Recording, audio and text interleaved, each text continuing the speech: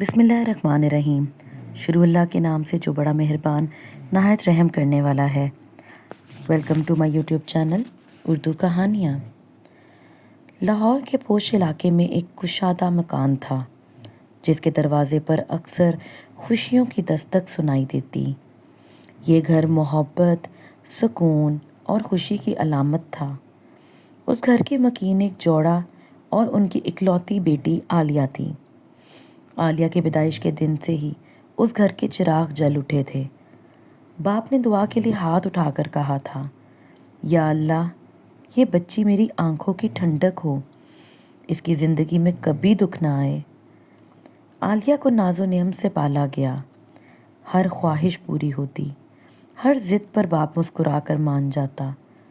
وہ اکثر کھیلتے کھیلتے اپنے باپ کے گلے میں بازو ڈال کر کہتی، ابو، آپ دنیا کے سب سے اچھے دوست ہیں۔ باپ ہنسنے لگتا اور جواب دیتا، اور تم میری شہزادی، میری جان۔ ماں بھی بیٹی کو دیکھ کر خوشی سے جھومتی۔ وہ عالیہ کے بالوں میں تیل لگاتی اور کہتی، اللہ کرے تمہارے نصیب سب سے اچھے ہوں۔ عالیہ پڑھائی میں بھی نمایاں تھی۔ اسکول کی ہر تقریب میں سب کی آنکھیں اس پر ٹک جاتی تھیں۔ محلے والے بھی کہا کرتے تھے، یہ لڑکی تو قسمت والی ہے، نصیب ہوں تو ایسے، بہت خوش قسمت بچی ہے یہ۔ لیکن کون جانتا تھا کہ قسمت کے کھیل کچھ اور ہی ہوں گے۔ وقت گزرتا گیا، عالیہ جوانی کی دہلیز پر پہنچ گئی۔ تعلیم مکمل کی تو رشتوں کی باتیں شروع ہو گئیں۔ ماں اور باپ دونوں خواب دیکھتے کہ بیٹی کا گھر بہترین ہو، مگر اچانک ایک دن ایسا آیا کہ یہ گھر خوشی سے ویرانی میں بدل گیا۔ عالیہ کے والد کو دل کا شدید دورہ پڑا اور وہ دنیا سے رخصت ہو گئے۔ وہ لمحہ قیامت سے کم نہ تھا۔ عالیہ باپ کی میت کے پاس چیختی رہی، ابو، ابو، آپ کہاں چلے گئے؟ میری شادی کس کے سہارے ہوگی؟ میں اپنی بقیہ زندگی کس کے سہارے گزاروں گی؟ ماں پر بھی پہاڑ ٹوٹ پڑا۔ شوہر کی جدائی نے اس کی کمر توڑ دی۔ گھر کے کونے کونے میں خاموشی چھا گئی۔ اب رشتہ دار بدلنے لگے، جو کل خوشی میں ساتھ تھے آج تانے دینے لگے۔ اب شادی کیسے ہوگی؟ جہیز کہاں سے آئے گا؟ بیوہ عورت اکیلی بیٹی کی شادی کیسے کرے گی؟ ماں چپ چاپ سب کی باتیں سنتی رہی، مگر راتوں کو سجدے میں گڑ گڑاتی، یا اللہ، یا اللہ میری مدد کر، یا اللہ میری بیٹی کے نصیب کھول دے، یا اللہ میری تمام پریشانیاں دور کر دے۔ کچھ عرصے بعد بڑی مشکل سے رشتہ طے ہوا۔ یہ خاندان بظاہر خوشحال اور نیک لگتا تھا۔ ماں نے اللہ پر بھروسہ کیا اور بیٹی کو رخصت کر دیا۔ شادی کا دن آیا تو عالیہ کی آنکھوں میں خواب سجے تھے۔ رخصتی کے وقت ماں نے آنکھوں میں آنسو بھر کر کہا، بیٹی، ہر حال میں صبر کرنا، شوہر کا گھر ہی تمہارا اصل گھر ہے، تمہیں ہر حال میں اپنا گھر بسانا ہے۔ شروع کے دن ٹھیک گزرے، لیکن جلد ہی حقیقت کھل گئی۔ سسرال والے سخت مزاج نکلے۔ ساس روز تانے دیتی، جہیز تو کچھ لائی ہی نہیں، ہمیں محلے میں شرمندہ رکھ کر دیا۔ شوہر بھی بات بات پر غصہ کرتا، کبھی کھانے میں کبھی کسی قسم کا الزام لگاتا، کبھی رشتہ داروں کے سامنے بے عزت کرتا۔ ایک دن تو اس نے اس پر ہاتھ بھی اٹھا دیا۔ عالیہ کے آنسو نکلنے لگے۔ وہ دل ہی دل میں کہتی، یا اللہ میں برداشت کروں گی، شاید وقت بدل جائے۔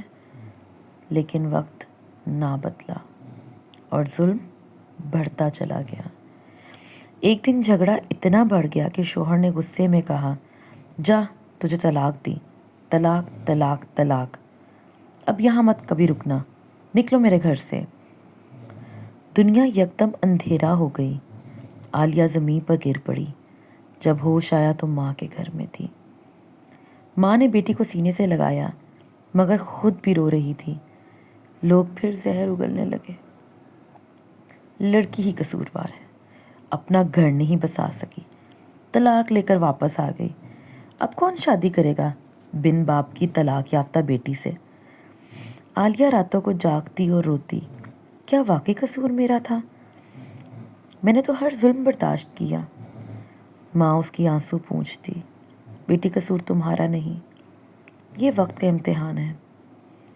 طلاق کے بعد کا وقت سب سے کڑا تھا۔ لوگ باتیں بناتے، رشتہ دار مذاق بناتے اور منہ پھیر لیتے، مگر عالیہ نے ہمت نہ ہاری۔ اس نے اپنی تعلیم کو استعمال کیا اور محلے کے بچوں کو پڑھانے لگی۔ کچھ کمائی سے گھر کا خرچ چلتا، ماں اور بیٹی ایک دوسرے کا سہارا بن گئے۔ محلے میں کئی بار لوگ باتیں کرتے، یہی وہ لڑکی ہے نا جس کا گھر نہیں بسا، بیچاری۔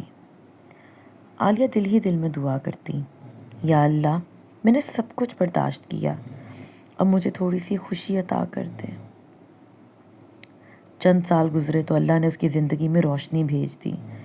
ایک نیک دل شخص نے عالیہ کا رشتہ مانگا۔